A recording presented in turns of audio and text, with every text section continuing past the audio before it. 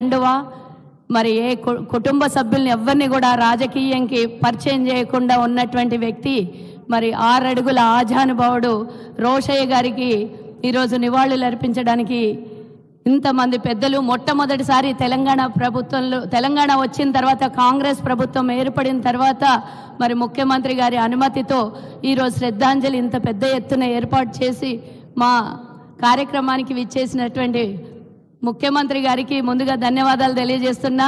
ఈరోజు 10 ఏళ్ల కల సహకారం చేసినటువంటి రేవంత్ అన్నకి ధన్యవాదాలు. మనం ఎన్నో ఏళ్ల నుంచి ఆర్యవైశ్య కార్పొరేషన్ కావాలని కొట్లాడినాం, ధర్నాలు చేసినాం, దీక్షలు చేసినాం, అరెస్టులైనాము.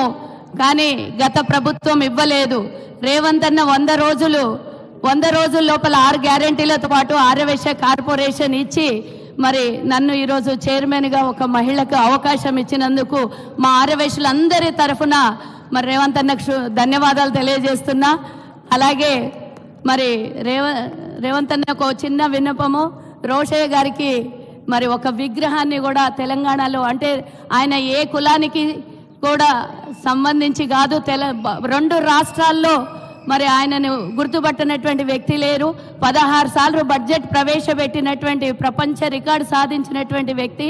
వారిని గుర్తించుకోవటం మనందరికీ కూడా అవసరమైనటువంటి విషయం కాబట్టి వారికి విజ్ఞప్తి చేస్తున్నాను.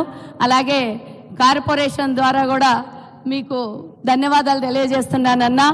మరి రోషయ్య గారు గవర్నర్గా, మన ఆంధ్రప్రదేశ్కి ముఖ్యమంత్రిగా, ఆర్థిక శాఖ మంత్రిగా, ఎమ్మెల్సీగా, ఎంపీగా అన్ని పదవుల్ని చేశారు. అలాంటి అన్ని పదవులు చేసిన వాళ్ళు అరుదుగా ఉంటారు. ఎన్నో సంవత్సరాల జీవితం మొత్తం రాజకీయం కాంగ్రెస్తోనే ముడిపడి ఉన్నందుకు వారికి అందరం మనము శ్రద్ధాంజలి మరోసారి ఘటిస్తూ ఈ అవకాశం ఇచ్చినటువంటి వేదిక మీద ఉన్నటువంటి పెద్దలకి, ఆర్యవైశ్యులందరికీ కూడా ధన్యవాదాలు తెలియజేస్తూ జై హింద్.